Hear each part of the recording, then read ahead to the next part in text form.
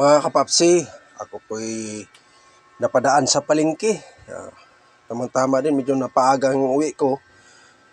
Sabi ko, sarap kumain ngayon ng isda. Kahit sabi ko, kahit paksiw man lang. Tingnan ko lang sa palengke kung ano talagang mayroon, available. Nakita ko yung bangos, sobrang laki.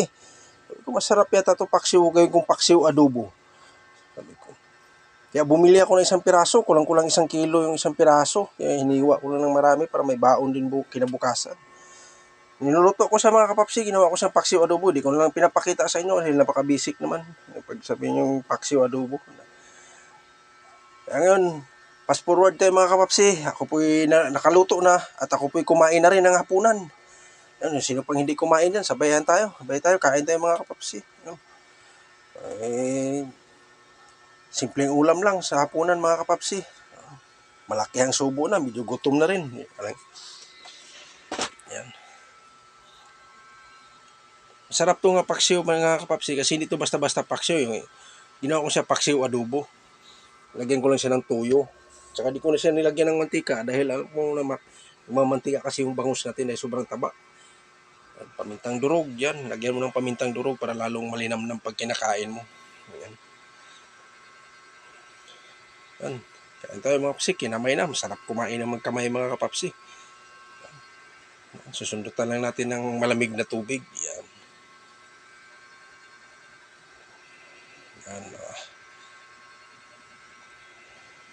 Balik tayo ulit mga kapapsi. Tuloy-tuloy tayo. Kain tayo. Yan. Medyo malaki hanganga na. Alam mo naman mga ganitong oras medyo alanganin na. Gutom na rin. Yan. Kasi yung kagat natin, pang-pakyut ba yung kagat natin? Kasi yung bangus minsan may tinik. Kahit malalaki siya, may tinik pa rin. Kaya ingat na lang tayo para sure ba, hindi tayo magka-aberya sa ating pagkain. Yan, sabayan na lang nyo ako mga kapapsi, kain tayo. Talagang nguya ba? Yung nguya ba yan? Tawag na yan. Malasahan mo talaga ng husto yung ating paksiw adobo na bangus. Sinisip-sip ko pa minsan yung buto. Medyo natatakam na ako sa paksiw. Kung hindi nakakain ng paksiw na bangus.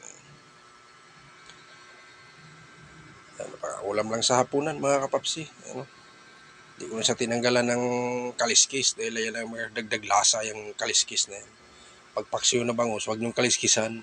Na pag malalaki yung bangus niyo. Yan, malasang malasa yan pag niluluto mo. At ako po'y nagpapasalamat sa inyo mga kapapsi sa walang sawang suporta niyo sa akin.